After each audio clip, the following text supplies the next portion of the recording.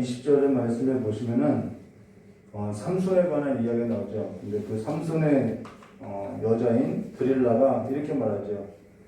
드릴라가 이르되 삼손이여 블레셋 사람이 당신에게 들이닥쳤나이다 하니 삼손이 잠을 깨어 이르기를 내가 전과 같이 나가서 몸을 떨지라 했으나 여호와께서 이미 자기를 떠나신 줄을 깨닫지 못하였더라라는 말씀이 있죠. 저는 하나님이 내 삶에 있어서 떠난 것을 내가 깨닫지 못하고 살 때가 가장 두렵더라는 거죠. 오늘 이 시간에 하나님을 붙드는 은혜가 저와 여러분의 삶 가운데, 그래서 그분이 나와 함께 하심이 내 삶 가운데 느껴지기를 주님의 이름으로 축복합니다. 찬송 한 장 더 부르도록 하겠습니다.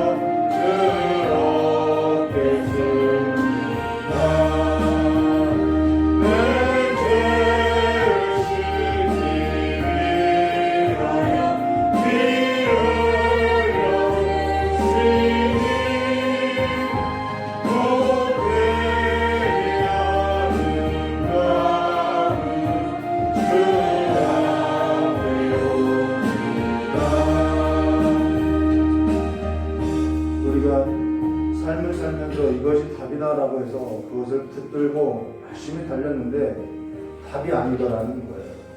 그러한 삶의 경험들이 있죠.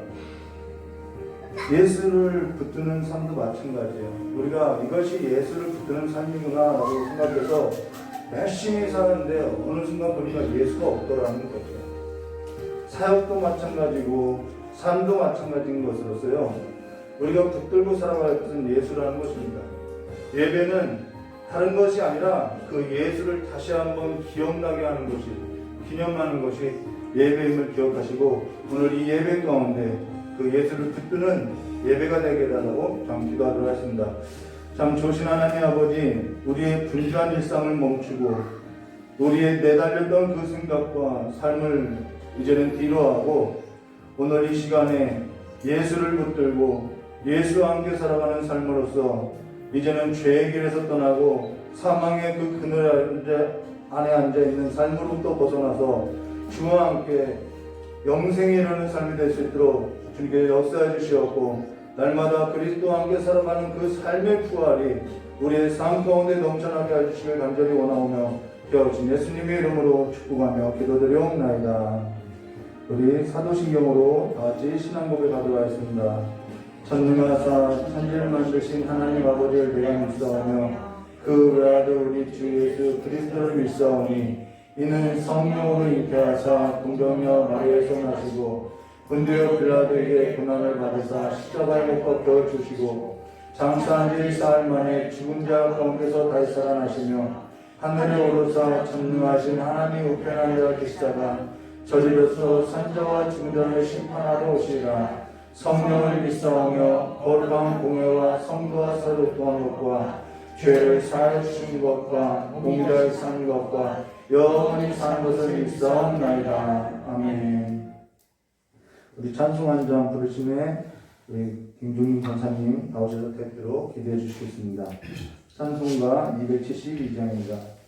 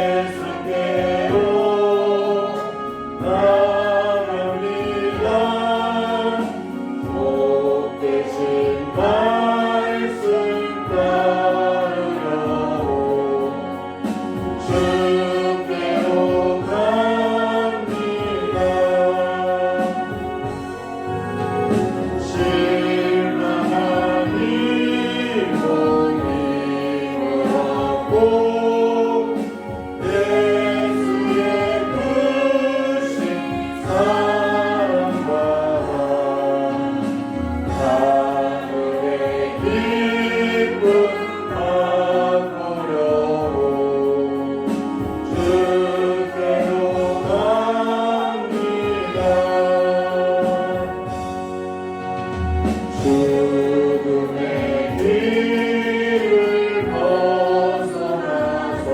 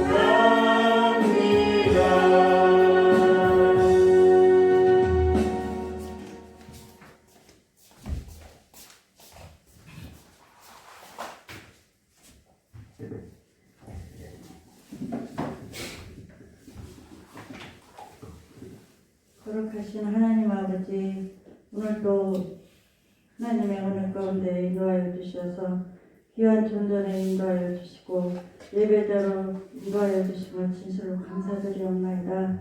항상 주님의 은혜로 지키시고 은혜 베풀어 주셔서 세상에서 또한 일주일 동안 잘 지내다가 주님 말씀이 그리워 귀한 전으로 모여싸우니 귀한 시간 큰 은혜 베풀어 주시기를 간절히 기도드렸고 원하나이다.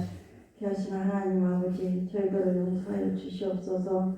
당연히 하나님의 말씀대로 순종하며 살기에 부족함 없는 삶을 살아야 되겠지만은 저희들은 일주일 동안도 세상에 살면서 세상 것을 더 그리워하고 사모하였음을 용서하여 주시옵소서. 이 모든 것들이 저희들의 욕심과 아버지 하나님 또한 부족함이 오니 우리들이 항상 주님의 말씀에 의지하여 주님을 바라보는 귀한 믿음들이 되게 하여 주시기를 간절히 기도드렸고 원합나이다. 귀하신 하나님 아버지, 감사와 영광을 돌리오니 귀한 시간도 우리 주님께서 임재하여 주셔서 저희들이 드리는 예배가 온전히 주님께만 드리는 예배가 되게 하여 주시어서 온전히 주님께 영광 돌리게 하여 주시옵시고 우리 주님이 헌장할 수 있는 귀한 예배로 올려지게 하여 주시기를 간절히 기도드렸고 원합나이다. 오늘도 귀하신 목사님 편에 세우시고 또한 아버지 하나님의 말씀, 비밀의 말씀을 선포할 때에 그 말씀이 저희들의 믿음의 길이 되게 하여 주시고 생명의 길이 되게 하여 주셔서 항상 주님과 동행하는 그 삶 속에서 항상 감사와 영광이 충만하게 하여 주시기를 간절히 기도드렸고 원합나이다. 귀하신 하나님 아버지, 오늘도 참석지 못한 비오적도 있사옵나이다. 또한 아버지 하나님 그들을 함께하여 주시고 아버지 하나님 귀한 시간도 예배 후에 함께하여 주시기를 간절히 기도드렸고 원합나이다. 귀하신 하나님 아버지, 오늘도 말씀 주실 때 그 말씀이 능력이 되게 하여 주시고 그 말씀으로 인하여 하늘 보좌에 계신 아버지 하나님 앞에 항상 감사하는 마음으로 항상 전진하는 믿음으로 살아갈 수 있게 하여 주시기를 간절히 기도드렸고 원합나이다. 귀하신 하나님 아버지, 오늘도 아버지 하나님 또한 몽골과 대만은 선교지후에 간절히 기도드렸고 원합나이다. 우리 하나님의 크신 은혜와 은총으로 말씀을 들고 가까우니 아버지 하나님 그 나라에 귀한 말씀들이 뿌려지게 하여 주시고 많은 열매를 거둘 수 있는 은혜를 베풀어 주시고 또한 아버지 하나님 선교사님들 생활에도 건강에도 우리 하나님께서 늘 함께하여 주셔서 그들이 뜻하는 바를 다 이룰 수 있는 은혜를 베풀어 주시기를 간절히 빌고 원합나이다. 귀하신 하나님 아버지, 오늘도 어린아이서부터 아버지 노년에 이르기까지 다 아버지 하나님 은혜 받게 하여 주시옵소서. 마음을 열어주시고 생각을 열어주셔서 오직 아버지 하나님 말씀으로 채워지게 하여 주셔서 정말로 아버지 하나님의 나라의 기쁨을 맛볼 수 있는 귀한 시간이 될 수 있도록 은혜 베풀어 주실 것을 믿고 감사드리오며 예수님의 이름으로 간절히 기도드렸고 원합나이다. 아멘.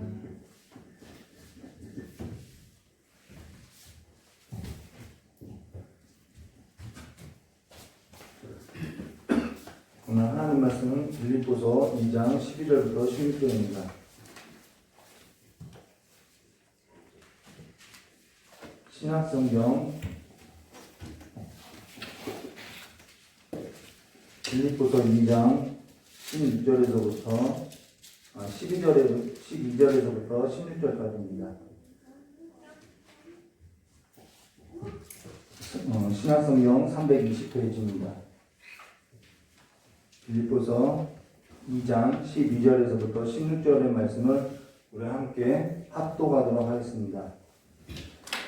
그러므로 나의 사랑하는 자들아, 너희가 나 있을 때 아니라 더욱 지금 나 없을 때에도 항상 복종하여 두렵고 떨림으로 너희 구원을 이루라. 너희 안에 행하시는 이는 하나님이시니 자기의 기쁘신 뜻을 위하여 너희에게 소원을 두고 행하신 아니니 모든 일을 원망과 시비가 없게 하라. 이는 너희가 흠없고 순전하며 거들어지고 거스르는 세대 가운데서 하나님의 흠없는 자녀로 세상에서 그들 가운데 빛들로 나타내며 생명의 말씀을 밝혀 나의 자녀들이 헛되지 아니하고 수고도 헛되지 아니하므로 그리스도의 날에 내가 자랑할 것이 있게 하려 함이라. 아멘. 기도하도록 하겠습니다. 좋으신 하나님 아버지, 우리의 마음 가운데 하나님의 소원을 두고 하나님께서 행하여 주심으로써 참으로 이 세대를 따라 살아가는 것이 아니라 이 세대 가운데서 흠이 없는 자들로서 하나님의 자녀들로서 빛들 가운데 행하는 자녀들로서 생명의 말씀을 들고 나가는 그 삶으로서 살아가는 복된 삶이 될 수 있도록 주께서 역사해 주시길 간절히 원하오며 기하신 예수님의 이름으로 축복하며 기도드리옵나이다.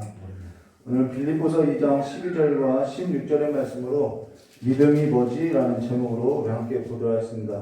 사실 제목을 죄 용서함 이렇게 하려고 했는데 과연 우리가 죄가 뭔지 믿음이 뭔지 과연 무엇을 믿고 살아가는 것인지에 관해서 다시 한번 보고자 믿음이 뭐지? 라는 제목으로 우리 함께 나누도록 하겠습니다. 오늘 우리는 죄를 사해 주시는 것과 또는 새 번역으로 죄를 용서받는 것과 라는 것으로 나는 죄의 용서함을 받았음을 믿습니다 라는 신앙 고백에 있어서 볼 것입니다. 기독교만큼 죄에 관해서 깊이 다루는 종교도 없는 것 같아요. 매일같이 죄인이라고 이야기하고 매일같이 예수를 의지하라고 하고 그만큼 기독교의 그 신앙의 가치는 죄의 용서함이 있다는 것이죠. 근데 여기서 한 가지 기억하고 갈 것은 죄의 용서함에 관한 신앙의 고백이 어느 자리에 있느냐 하면은 성령을 믿사오며 라는 그 고백 가운데 있다는 것이죠. 그리고 거룩한 공교회와 성도와 서로 교통하는 것과 라는 이 공동체 안에서 성령을 믿고 거룩한 공회와 성도와 서로 교통하는 것을 믿는 신앙 공동체에 있어서 죄의 용서함이라는 것은 정말 신앙 공동체의 핵심의 주제임을 말해준다는 것이죠.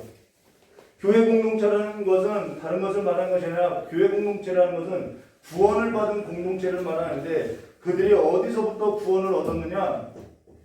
이 죄로부터 구원을 얻었다는 것입니다. 그래서 교회는 죄로부터 용서함을 받은 공동체라는 것이죠. 그러면서 죄와 사망으로부터 자유를 얻게 된 신앙 공동체라는 것입니다. 왜 죄와 사망이냐? 죄의 결과가 뭐냐면 사망이라는 것이죠. 죄와 권세로부터 우리는 자유함을 입었다는 것은 내 생각을 가지고 살아가는 그러한 삶을 말하는 것이 아니라는 것입니다. 에베소서 2장 1절과 3절에 허물과 죄로 이 사망 가운데 살아가는 삶이 뭐냐면은 그는 허물과, 여기서 그라는 것은 예수님을 말하는 거죠. 그는 허물과 죄로 죽었던 너희를 살리셨도다. 이게 부활인 거죠. 그때 너희는 그 가운데 행하여 뭘요? 이 세상 풍조를 따르고 이 사망 가운데 살아가는 것. 이 세상 풍조를 따르고 공중권세 잡은 자를 따랐으니 곧 지금 불순종의 아들들 가운데 역사하는 영이라. 그러고 나서요. 전에는 우리도 다 그 가운데 우리 육체의 욕심을 따라 지내며 육체와 마음이 원하는 것을 하여 다른 이들과 본질상 사망 가운데 있으니까 이거는 하나님의 형벌이죠. 그래서 진노 아래에 있었다라고 말을 한다는 것이죠.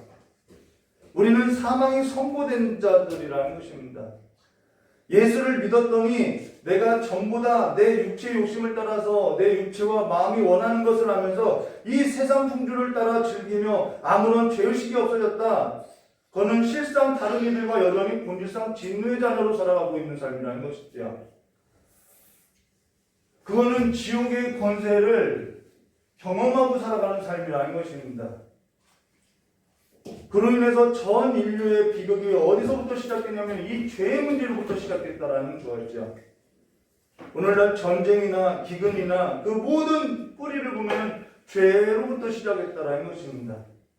그 죄의 형벌이 뭐냐면 사망이고 그 사망으로 인해서 사람들은 이 땅 가운데서 무엇을 경험하면서 살아가냐? 지옥의 권세를 경험하고 살아가고 있다는 거죠. 그래서 사람은 이 지옥의 권세로부터 조금이나마 어떻게 해요? 행복하고자 살아가는 것으로서 이 지옥의 삶을 좀 잊고 살아가기를 원한다는 것입니다. 거기로부터 나온 것이 뭐냐면 자극적인 거라는 거예요. 그리고 우리는 이 죄의 문제를 해결하지 않고 이 자극적인 요소를 가지고 이 지옥의 권세를 좀 잊고 남아 살아가고자 한다는 것이죠. 그러면서 이 지옥의 권세를 잊고 내가 그 불행한 삶으로부터 벗어나서 살아가는 이 삶이 나에게 행복이고 천국이라고 착각하고 있다는 것입니다. 우리는 이 죄의 문제가, 이 사망의 문제가 해결받는 것이 천국이라는 거예요.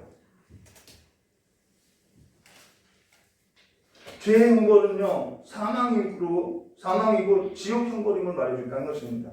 그런데 그것에 있어서 가려지고 있다는 것이죠. 그러면서 모든 사람에게 사망이 선고된 상태라는 것입니다. 죄를 지어서 죄인이 아니라 죄인으로서 우리에게는 뭐가 없냐면은 하나님의 의가 없다라는 거죠. 내 안에는 하나님의 의가 없다라는 것이죠. 하나님 앞에 의롭다라고 인정받을 만한 그러한 의가 내 안에는 없다라는 것입니다.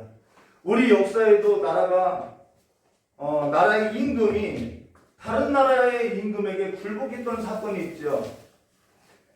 그러면은 우리나라의 그 역사에 보면 우리나라 임금이 다른 나라 임금에게 굴복했다면은 그 모든 백성 또한 뭐 하게 된 거예요? 다른 나라의 임금에게 굴복한 삶이라는 것이죠. 첫사람 아담은 모든 사람의 대표로서 첫사람 아담이 어둠의 나라, 그 죄의 권세를 붙드는 그 마귀에게 굴복하는 것으로서 모든 자들이 다 그 마귀의 총이 되어 있음을 말해주겠다는 것이죠.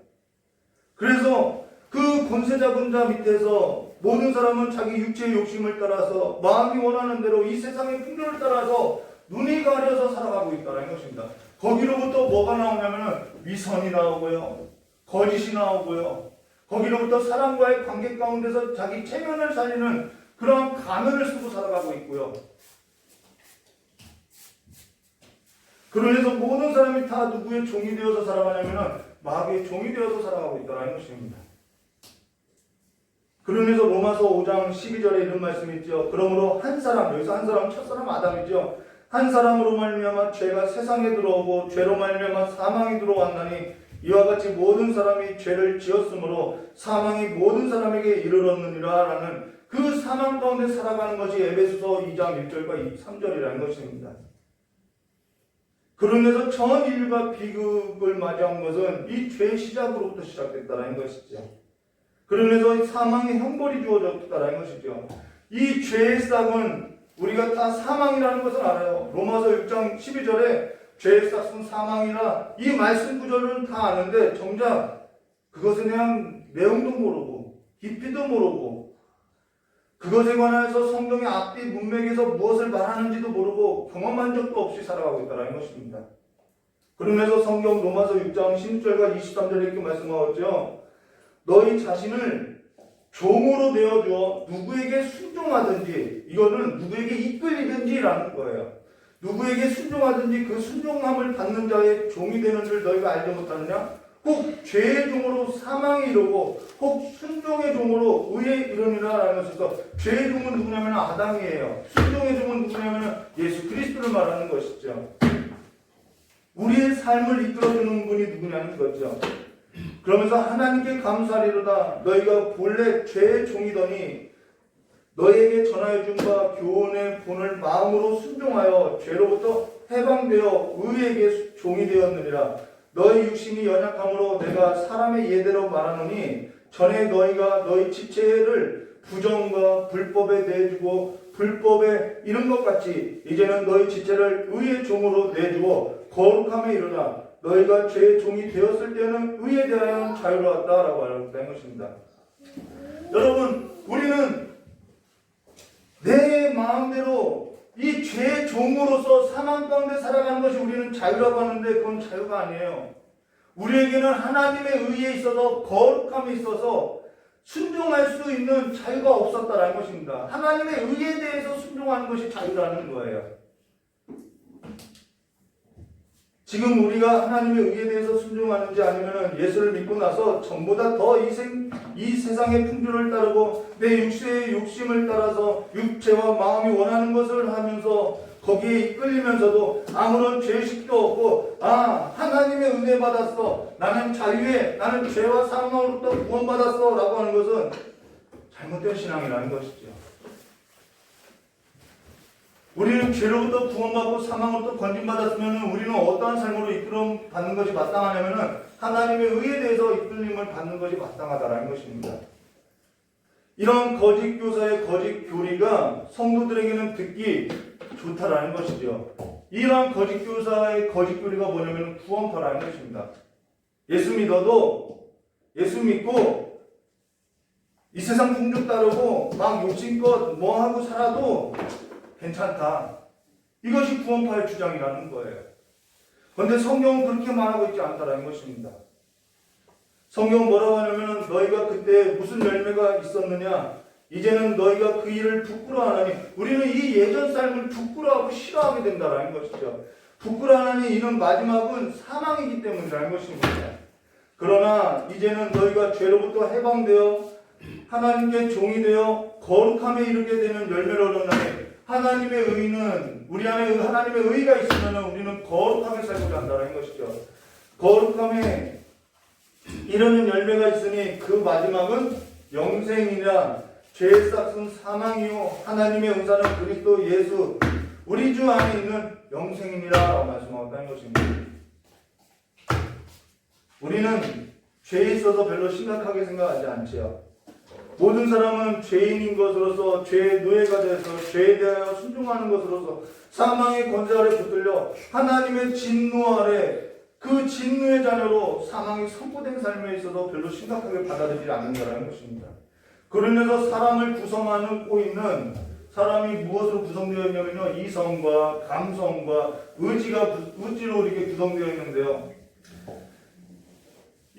이 죄로 인해서 사람이 구성하고 있는 이 이성이나 감성이나 의지가 다 하나님의 의에 이르지 못하도록 오염되어 있다는 것입니다. 사람이 행하는 모든 것이 부정과 불법이고요. 그러면서 사람이 모여서 살아가는 그 사회 공동체도 죄로 인해서 부패하고 타락한 세상 가운데 있다는 것이죠. 그래서 사람과의 관계도 좋지 않고요. 사람이 계획하는 것에 있어서 선한 것도 없고 의로운 것도 없고 거룩한 것도 없고 사람과의 관계에 있어서도 그렇고 자연과의 관계에 있어도 자기 육체의 욕심과 자기의 편리와 자기 체면과 위선으로서 가면 가운데 살아가고 있다는 것입니다. 우리가 얼마만큼 이 일에 있어서 고민하고 얼마만큼 실험하며 이 죄의 문제에 관해서 하나님 앞에 나가냐는 거죠. 그 사람이 하나님께 은혜의 분자라는 것입니다. 그러면서 이러한 부정과 불법과 타락하고 부패한 것을 해결하고자 사람이 좀 불행한 것을 막고자 노력한 방법이 뭐냐면 크게 두 가지가 있는데 하나는 사람 안에서 찾는 거예요. 다른 것은 뭐냐면 사람 밖에서 찾는 거예요. 그래서 사람 안에서 찾은 방법이 뭐냐면은 종교나 교육으로서 도덕과 윤리와 고행과 보람된 일을 하고 살라. 이런 것이 자기 성찰하는 것이 사람 안에서 찾은 방법이고요. 사람 밖에서 찾은 방법이 뭐냐면 복지나 사회 제도나 법과 질서와 정치를 만들어서 사람을 좀 제한하는 것. 그래서 우리가 이렇게 살아야만 이걸 지켜야만 행복하다라고 말하고 있다는 것입니다.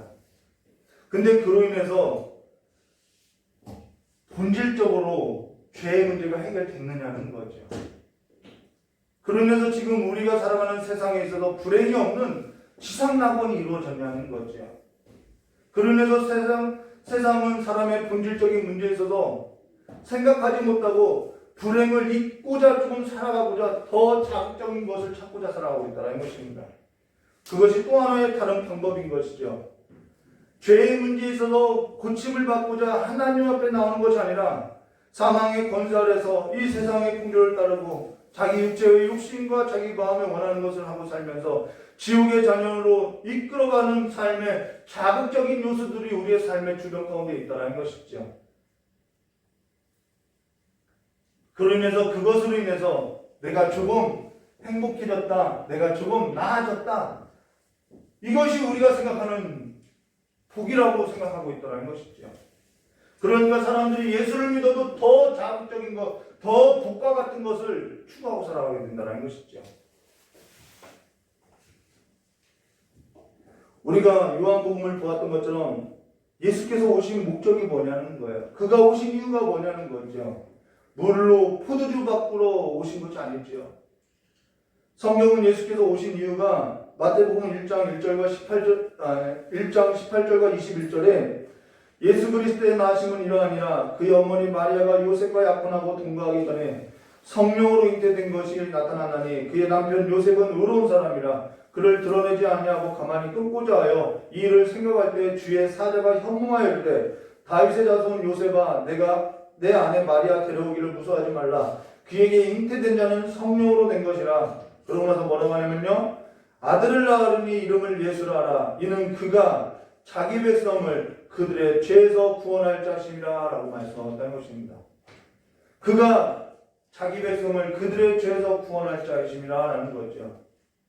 그리고 성령의 충만함을 받은 사도들이 예수 안에 죽은 자들, 이 사망의 권세로부터 해방되어서 죄의 문제가 해결된 그 예수 안에서 죽은 자들의 부활이 있다고 전할 때 당시 종교 지도자들은 사도들에게 너희가 무슨 권세와 누구의 이름으로 이러한 일을 행하고 있느냐 라고 말할 때 사도행전 4장 8절과 12절에 뭐라고 하냐면요 이에 베드로가 성령에 충만하여 이르되 백성의 관리들과 장로들아 만일 병든 자에게 행한 착한 일에 대하여 이 사람이 어떻게 구원을 받았느냐 오늘 우리에게 질문한다면 너희와 모든 이스라엘 백성은 알라 너희가 십자가에 못 박고 하나님이 죽은 자 가운데서 살리신 나사렛 예수 그리스도의 이름으로 이 사람이 건강하게 되어 너희 앞에 섰느니라. 이 예수는 너희 건축자들의 버린 돌로서 집 모퉁이의 머릿돌이 되었느니라. 다른 이로서는 구원받을 수 없나니 천하 사람 중에 구원을 받을 만한 다른 이름을 우리에게 주신 일이 없느니라 라고 말하고 있다는 것입니다. 예수 외에 죄로부터 사망의 권세 아래서 저주와 질병으로부터 구원받을 만한 다른 이름은 우리에게 준 적이 없다는 것입니다. 근데 사람은 여전히 죄와 사망과 저주 아래 뭘 하지 못한가요? 이 예수로서 마침표가 되지 못하고 물음표를 갖고 살아가는 것으로서 어떻게 하면 해결할 수 있지?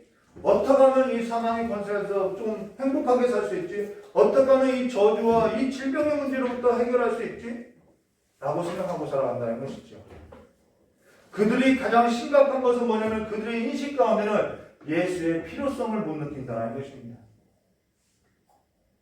바꾸어 말하면 자신이 얼마나 죄인인지를 깨닫지 못하기 때문에 하나님의 아들 예수를 필요로 하지 않는다는 것이죠. 자기 자신이 마귀의 자녀로 하나님의 진노 가운데 자기 육체의 욕심을 따라 자기 육체를 의지하고 자기 마음이 원하는 것으로 이 세상의 풍조를 따라서 죄인으로 사는 삶에 관한 그 인식이 부족하기 때문에 예수를 필요로 하지 않고 하나님 없이 하나님을 떠난 삶으로서 살아가더라는 것입니다. 그래서 내 행복을 찾고자 살아가고 있다는 것이죠. 저 여러분의 행복이 뭐냐? 예수라는 것을 기억하시기를 주님의 이름으로 축원합니다. 그러면서 죄의 본질적인 문제 앞에 다가서지 않고 사망의 권세 아래 죄의 노예로 살아가는 것에서 무엇으로서 살아가냐면 자기 이성으로서 살아가고 자기 감정의 충만함으로 살아가고 자기 의지로서 살아가는 것으로서 하나님보다 자기 이성과 자기 감정과 자기 의지를 더 믿고 살아가는 것이 더 이성적이고 더 합리적이고 더 논리적이라는 것으로서 하나님을 믿고 살아가는 것이 그들에게는 어리석게 보인다는 것이죠. 그리고 자기는 남들보다 그렇게 살아가는 삶이기 때문에 자기 자신은 다른 남들보다 낫게 여기는 것으로서 내 안은 저들보다 조금 낫다라고 생각하는 것으로서 하나님의 의에 관해서는 복종하지 않고 자기 의에 관해서 복종하고 살아간다는 것입니다. 그래서 하나님의 의에 있어서 이러지도 못하고 복종하지도 않고 순종하지 않는다는 거예요.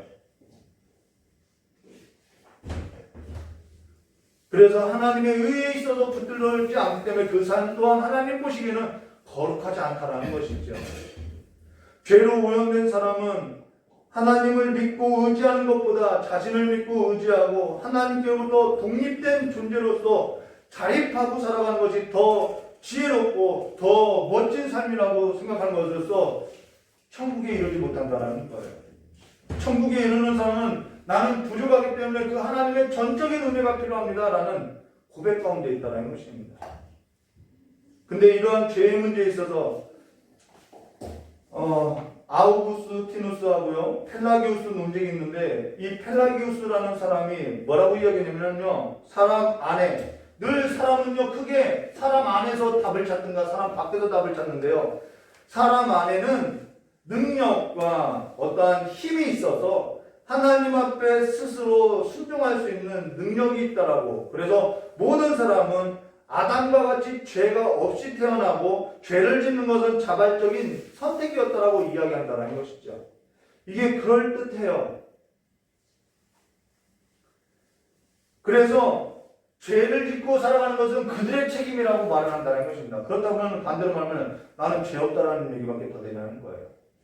그들은 죄를 지은 것은 그들이 죄를 지은 것이기 때문에 그들 책임이고, 나는 죄를 짓고 살지 않고 의롭게 살아가는 것은 이게 율법사들의 위선이라는 것이죠. 그러면서 하나님의 은혜라는 것은 사람의 본성 가운데 하나님께 순종할 수 있는 능력을 주신 것이다 라고 말한다는 것입니다. 그리고 반펠라기우스는 펠라기우스의 반대를 말하는 것이 아니라 반만 수용했다는 것으로서, 하나님의 은혜도 있어야 하지만은 무엇도 있어야 한다는 걸, 거기에 따른 사람의 수고도 있어야 한다라는 주장이 반펠라기우스라는 거예요. 이러한 주장이 얼마나 사람들에게 듣기 좋냐는 거죠. 지금 펠라기우스와 반펠라기우스라는 것이 딱 뚜렷하게 말하고 있지 않지만은 이 주장들이 정말 설득력이 있더라는 것이죠. 그래서 사람이 죄를 짓는 것은 자발적인 선택이고, 죄를 지은 사람을 탓하고, 나는 그렇지 않은데 저 사람이 죄를 지은 탓으로 돌리고 저들 가운데 저들을 정죄하고 판단하는 일로서 치부해버린다는 것입니다. 그들의 죄는 심각성을 모르는 거죠. 인간이 얼마만큼 죄인된다라는 그 죄인됨을 모른다는 것이죠. 그래서 내가 죄인이라는 사실에서 죄의식이 부족하다는 것이죠. 그로 인해서 그들의 삶 속에는 전적으로 예수가 필요로 하지 않는다는 것입니다. 하나님의 은혜인 예수를 필요로 하지 않는다는 거예요. 그들은 자기는 괜찮은데 다른 사람이 문제이고, 자기는 괜찮은데 환경이 문제라고 말하고 있다는 것이죠. 그러니까 이 죄에 있어서 하나님 앞에 접근할 수 없다는 것이죠. 그러니까 하나님 앞에서 고침받을 수 없다는 것이죠. 그들은 자신은 괜찮은 사람으로서 얼굴에 가면을 쓰고, 자신의 삶에 있어서는 예수를 보지 못하고 다른 사람도 예수를 보지 못하도록 가리고 살아간다는 것입니다. 자기 자신의 착함은 믿지만은 자기 자신의 악함은 믿지 않고, 자기 자신의 악함이 드러날 때는 거부하고 싫어하고 회피하고 부인하는 것으로서 시험에 빠지고 실족한다라는 거예요. 그런데 예수로 인해서 실족하는 것은 교회의 문제가 아니라 예수를 믿고 실족하는 사람에게는 뭐가 있다고요? 화가 있다라고 말하고 있다는 것이죠.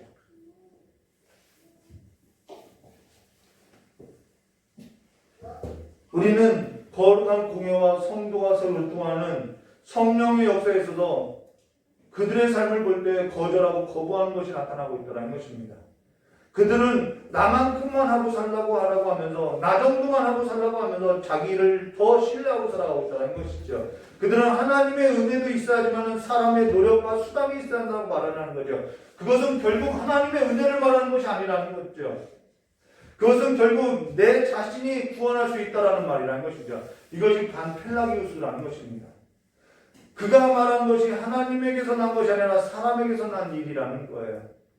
이들은 하나님의 은혜도 있어야지만 사람의 노력과 수고와 결단이 있어야 한다는 것으로서 결국 피조물의 노력과 수단과 결단으로 하나님을 움직일 수 있게 한다, 이 말이라는 것입니다. 이것은 저 역시 그랬던 삶을 살았던 거예요. 하나님의 은혜도 있어야지만 내가 노력해야 살아야지, 이런 말을 했다는 것입니다. 근데요, 모든 것이 하나님의 은혜로 사는 것을 깨닫게 되었다는 거예요. 그들은 자기 안에, 그때도 저 역시 마찬가지로 내 안에 그런 능력이 있다라고 나를 믿고 내 자신을 의지하고 살아왔다는 거죠. 그러나 아우구스티누스는요, 그렇지 않다라고 말하고 있고, 431년 에베소 공의회 때 이 펠라기우스와 반펠라기우스주의는 이단으로 이미 전개되었다는 것입니다. 사람에게는 그럴 만한 능력도 실력도 없다는 거예요. 그럴 만한 믿음도 없고 그들이 말한 믿음이라는 것은 어떠한 믿음을 말하냐면 내가 믿는 내 믿음이고 내 신념이고 내 신앙이라는 거죠. 구원이라는 것은 오직 믿음으로 말미암아 받게 되는 것에서 오직 하나님의 은혜의 선물임을 말해주고 있다는 것입니다. 사람의 행동이 아니라 하나님의 행동이며 하나님께서 행하시는 하나님의 선하심을 말해주고 있다는 거예요. 사람의 선행과 결단과 노력과 의지와 수단으로 얻게 된 것이 아니라는 것이죠. 그로 인해서 어떠한 육체도 자랑할 수가 없다는 것이죠. 모든 사람은 하나님의 법에 의해서 순종할 수 없고 순종하기에는 턱없이 부족하며 모든 사람의 수고와 노력은 헛되다라는 거죠. 그렇게 나의 뭘 보아하는 거예요? 나의 무기력함과 무능력함을 보아한다는 것입니다. 그때 나 무능력해. 이거 인정하고 끝나는 신앙이 아니라 그러면 우리는 어디께로 나가냐면 하나님의 의에 예수가 나에게 필요하다라는 사실을 깨닫고 하나님 앞에 나와야 한다는 것이죠. 그때 우리는 하나님을 믿고 신뢰할 수 있다는 것이죠. 내 능력과 내 수고와 노력을 의지하는 것이 아니라 하나님의 능력과 하나님의 노력과 하나님의 열심을 믿고 살아간다는 것입니다. 오직 하나님의 의만 붙들고 살아간다는 것이죠. 우리의 이성이나 우리의 감정이나 의지로는 하나님의 이 의에 미치지 못하고 우리의 이성은 하나님의 의를 싫어하고 우리의 감정은 하나님의 의를 즐거워하지도 않고 우리의 의지는 하나님의 의를 따라 살기를 원치 않는 것으로서 하나님의 의에 있어서 우리는 바라지 않았다라는 것입니다. 근데 하나님께서 우리에게 은혜를 주셔서 우리에게 하나님의 의를 주셨다라는 거예요. 그 하나님의 의를 바라고 믿고 살아가는 것이 뭐냐면은 성경은 믿음이라고 말하고 있다는 것입니다. 근데 죄인이 아닌 의인은 로마서 1장 16절과 17절에 내가 복음을 부끄러워하지 아니하노니 이 복음은 모든 믿는 자에게 구원을 주시는 하나님의 능력이라. 먼저 유대인이요 그리고 헬라인에게로다. 복음에는 하나님의 의가 나타나서 믿음으로 믿음에 이르게 하나니 기록된 바 오직 의인은 믿음으로 말미암아 살리라 함과 같으니라 라는 것에서 오직 의인은 이 믿음으로 산다라는 것이죠. 근데 그 의인은 나의 의가 아니라 내 능력이 아니라 하나님께서 주신 의로서 믿음으로 산다라는 것입니다.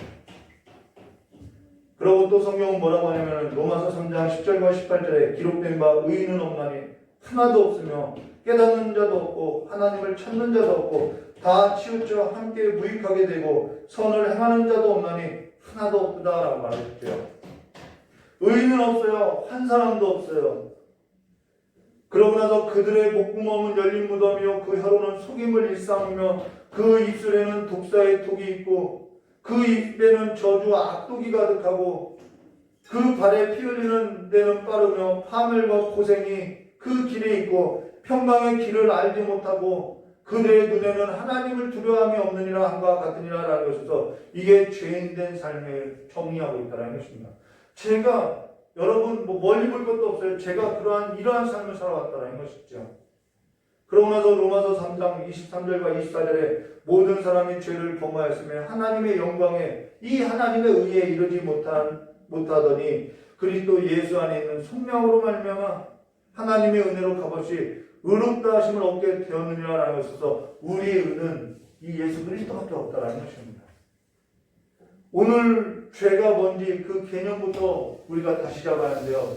이 죄가 뭐냐면요. 우리는 범죄한 사실이 죄라고 인정하는데 그것을 성경은 죄라고 말하고 있는 것이 아니에요. 성경에서 말하는 죄라는 것은 관역에 벗어났다라는 것이 죄인데요. 성경에서 말하는 것은 하나님의 영광에 미치지 못하고 하나님의 이 영광에 벗어나고 하나님의 영광에 빗나간 것이 다 죄라고 말한다는 것입니다. 모든 사람이 하나님의 영광이라는 그 관역 안에 활을 쏘았는데 모든 사람이 그 하나님의 영광에 미치지 못하고 빗나가고 벗어난 것으로서 모든 사람이 다 죄인이더라는 거예요.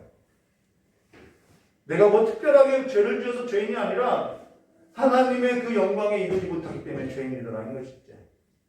근데 사람은 내가 화를 쏘았다고 자랑하고 내가 화를 다른 사람보다 많이 쏘았다고 자랑하고 내가 다른 사람보다 열심으로 화를 쏘았다고 자랑한다는 것이죠.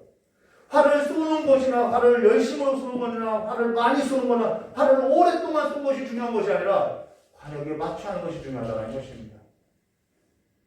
예배 안 드린 것보다 드린 것이 낫고 조금 드린 것보다 많이 드린 것이 낫고 열심으로 드린 것이 낫지 않냐고 이야기하지만은 그거는 목사인 저로서 좋게 생각하는 것이지 하나님께서 생각하는 입장이 아니라는 것이죠.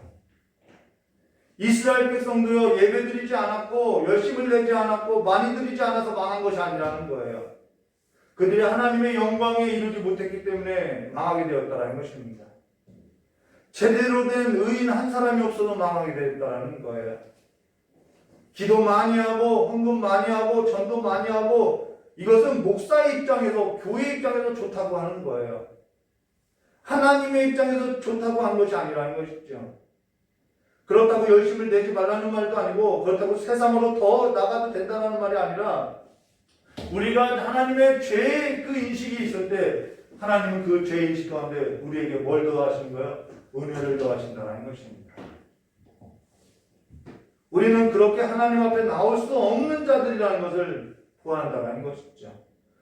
우리가 오늘 하나님 앞에 나오게 된 것은 오직 예수 그리스도로 말미암아 그가 우리의 죄를 대신하여서 우리를 건졌기 때문에 우리가 하나님 앞에 나오게 되었다는 것입니다. 근데 오직 예수 그리스도만이 자기 백성을 그들의 죄에서 구원할 자심이라는 것을 믿지 못하고 하나님에 의해서도 믿고 순종하지 못하고 자기를 더 믿고 자기 공로를 가지고 나올 수 있다라고 생각되어서 교회 안에 나오고 있다는 것이죠. 우리는 그렇게 나올 수 없다는 것이죠. 저 역시 직장 생활을 할 때에는 남들보다 내가 더 노력했고 성실했고 부지런했고 새벽 예배, 주일 예배 빠지지 않고 11주와 감사헌금, 성교헌금, 작정헌금, 건축헌금, 구제헌금, 주일헌금을 드리면서 지금 이러한 실력으로 이러한 노래 실력으로 성가대 봉사도 하고 앞날이 있어서 계획도 하고 남들만큼은 살았다고 하면서 자랑하면서 살았다는 것이죠. 그리고 매일 아침과 저녁으로 가정 안에서 가정 예배를 혼자 쌓아왔다는 것입니다. 그러면은 남들이 볼 때 신앙 좋다고 할 만하지 않겠냐는 거죠. 저 사람 그래도 괜찮게 살았다라고 하지 않겠냐는 거예요. 근데 성경을 읽다가 시편 39편 7편 주여 이제 무엇을 바라리요? 그래서 바란다고 이야기하죠. 나의 소망이 주께 있나이다 라는 이 성경 구절이 저의 가슴을 뒤집어 놓았던 것으로서 모든 것이 하나님께 소망을 두고 행한 것이 아니라는 사실을 깨닫게 되었다는 것이죠. 하나님의 영광에 소망을 두지 않고 내 영광에 내 소망의 영광을 두고 살았던 것으로서 나는 예수를 그냥 이름뿐으로 믿고 살았던 삶이었다는 것을 깨닫게 되었다는 것입니다. 그리고 내 안에 하나님의 의가 없다는 사실을 보게 되었고 하나님께 소망도 두지 않고 살았다는 것을 보게 되었고 세상 나라에 소망을 두고 세상 나라에 소망을 둔 것에 있어서 더 잘되기를 하나님을 믿었던 것으로서 나는 내 머리를 예수께 두지 않고 세상 나라의 임금에 두고 살았더라는 것이죠.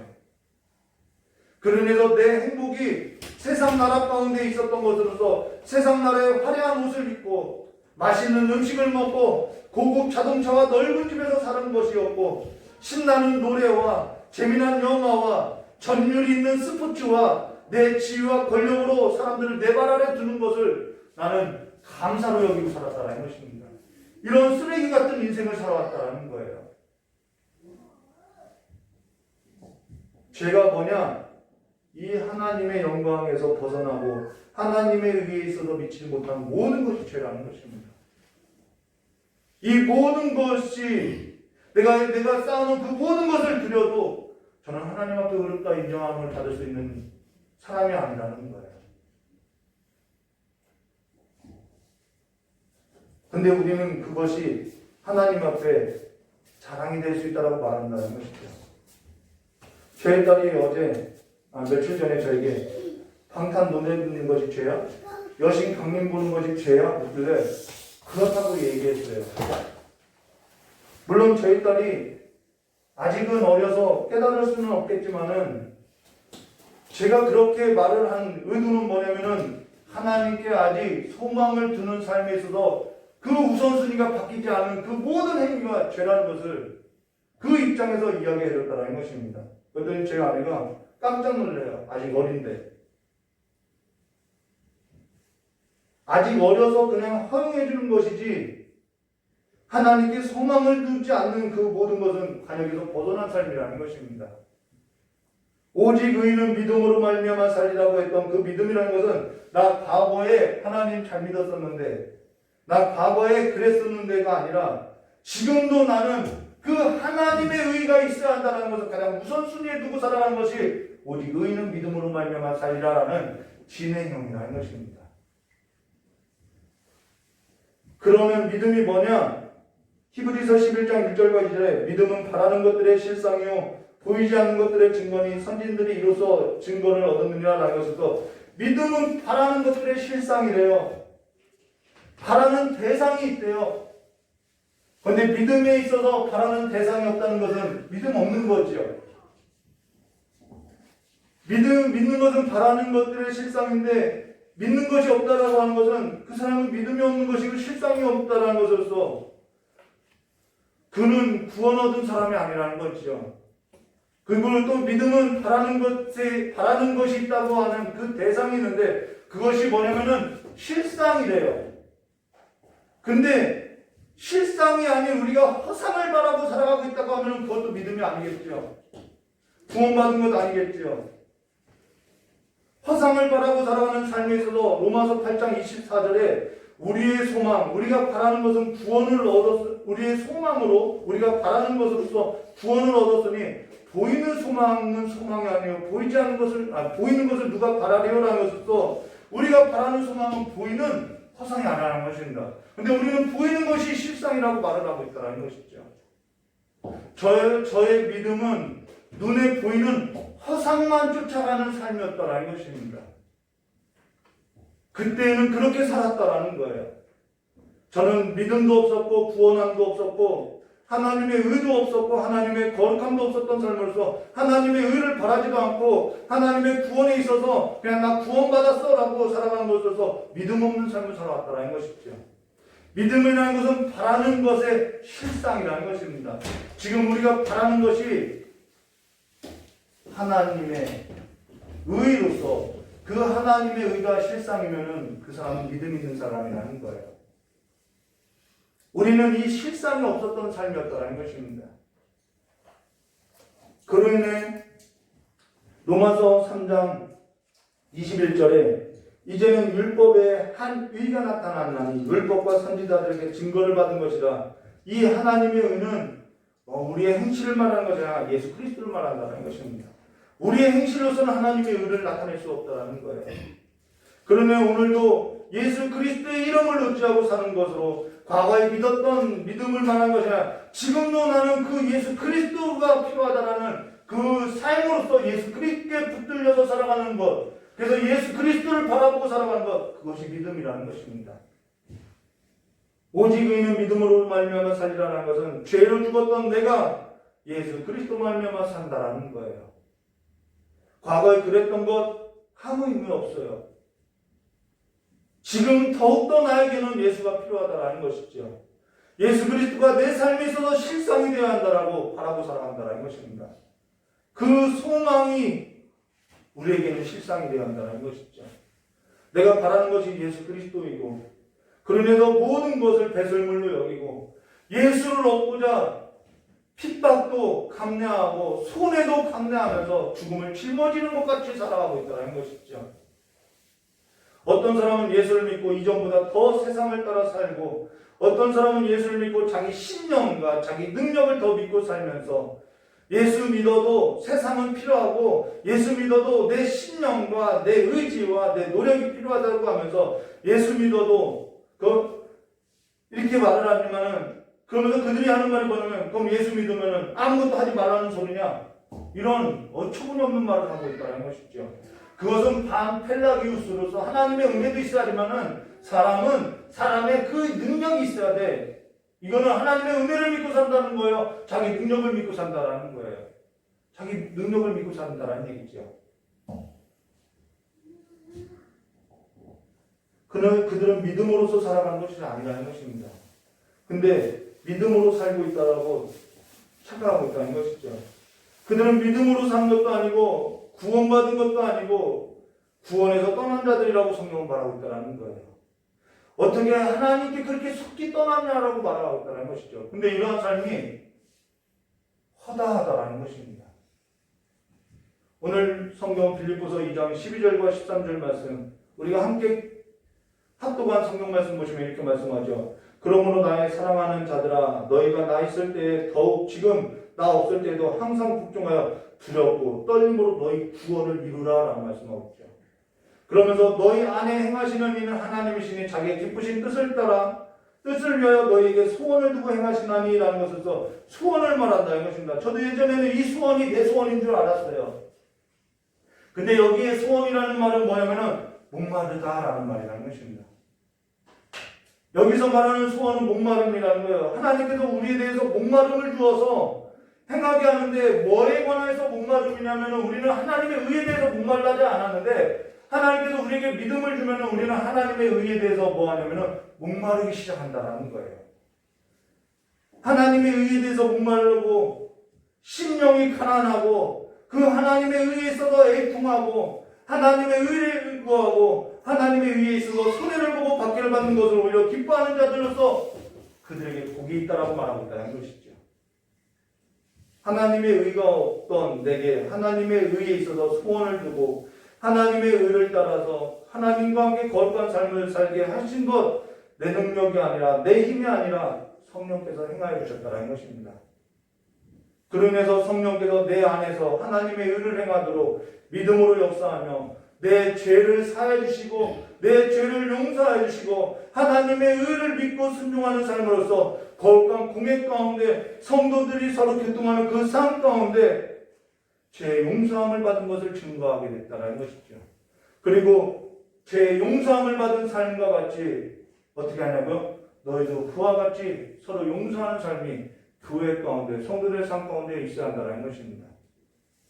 오늘 내 죄를 용서하신 예수 그리스도를 믿는 삶으로 날마다 예수 그리스도 하나님의 의를 의지하고 예수께 접붙임 받아서 그 하나님의 그 거룩한 그 신령한 젖을 사모하는 삶으로서 날마다 그리스도 예수 안에서 이 거룩한 공회 가운데 성도들이 서로 교통하는 삶 가운데 순종되어지는 귀한 삶이 되시기를 주님의 이름으로 축원합니다.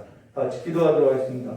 참 좋으신 하나님 아버지, 우리를 거룩한 공회와 성도와 교통하는 삶 가운데 두게 하신 것은 우리가 더욱 죄인으로 늘어나고 하나님의 의를 붙들고 살아가는 삶으로서 하나님을 믿는 삶으로서 살아가고 또한 그 가운데서 우리의 추악함을 드러내고 우리의 추악함이 용서받는 삶 가운데 살아갈 수 있도록 허락하신 삶이오니 이제는 교회 가운데 하나님의 그 죄 용서함의 역사가 성령을 믿고 살아가는 그 삶의 역사가 더욱 충만하게 해주시길 간절히 원하오며 배우신 예수님의 이름으로 축복하며 기도드려옵나이다. 우리 찬송 한 장 부르신 후에 깨달은 말씀 붙들고 기도하도록 하겠습니다. 찬송가 438장입니다.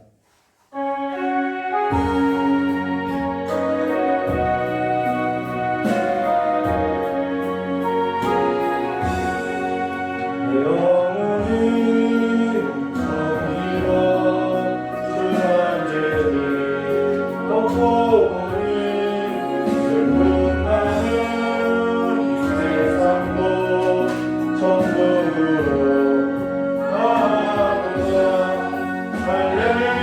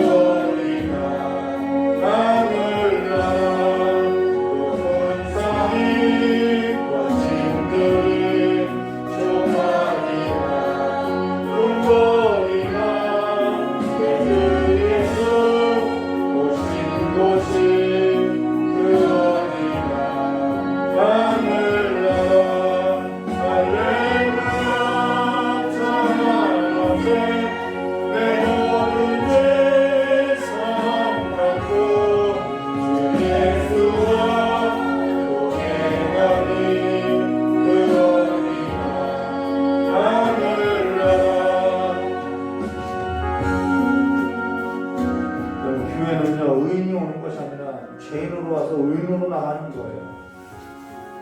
죄인으로 와서 의인으로 나가는 것입니다. 그래서 교회는 죄를 지적하는 곳이에요. 그리고 죄를 고침받게 하는 것이 교회라는 것입니다.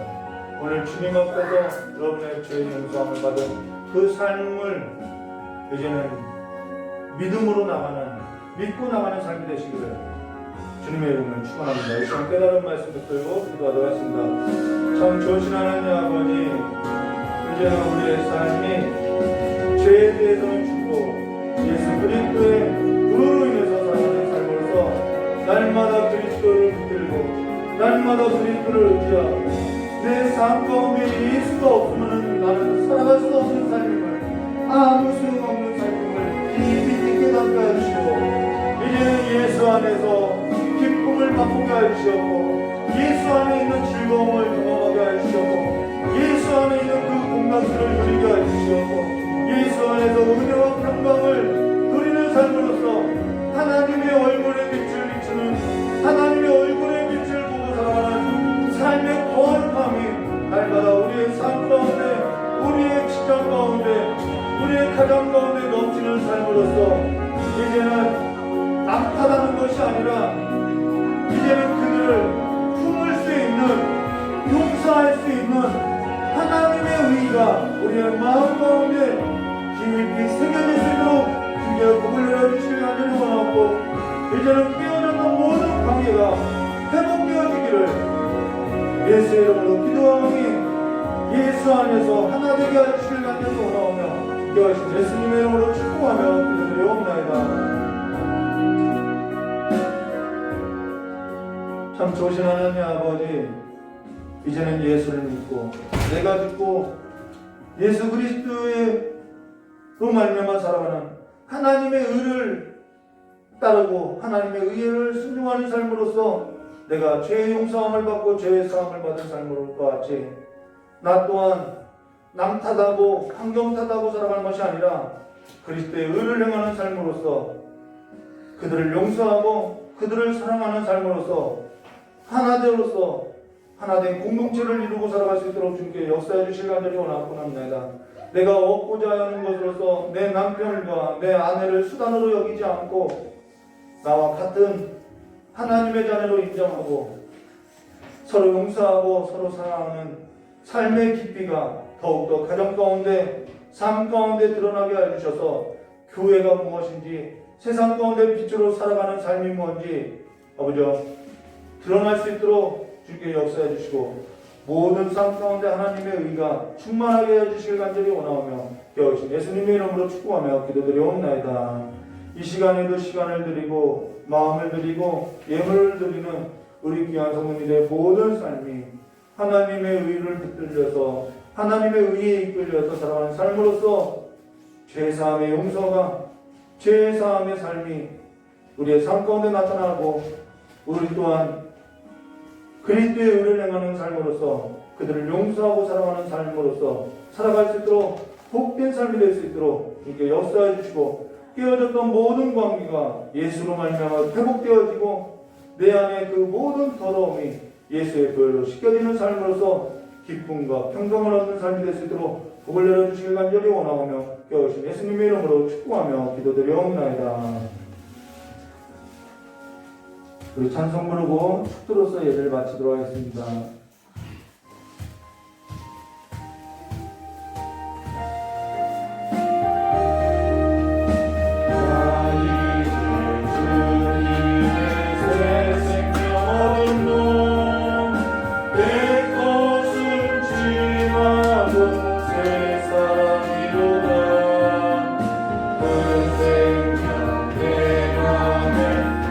같이 흐르고 그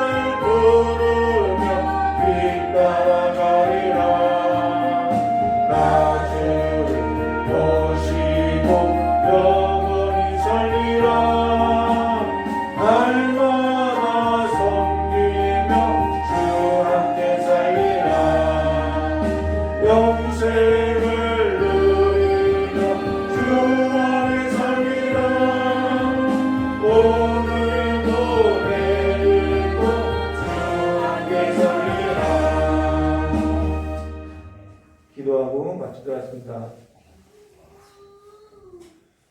날마다 영생을 누리며 날마다 추구한 게 살아가는 우리 귀한 성도님의 삶이 될 수 있도록 복을 내려주시길 간절히 원하오며 겨우신 예수님의 이름으로 축복하며 기도드려옵나이다. 이제는 우리 주 예수 그리스도의 사랑과 하나님 아버지의 넓고 풍성하심의 은혜와 성령 하나님의 내주 감화 감동 교통하심의 역사가 오늘 하나님 앞에 나와 예물을 드리고 마음을 드리고 시간을 드리고 몸을 드리는 우리 귀한 성도님들의 모든 머리 위에와 또한 이 자리에 참석하지 못한 우리 귀한 성도님들의 모든 발걸음 위에와 또한 복음을 들고 나간 대반과 몽골 선교지회 앞으로 태어날 그 북중에 있는 태아까지 영원히 함께 있을지어다. 하나님께 영광을 박수 올리겠습니다.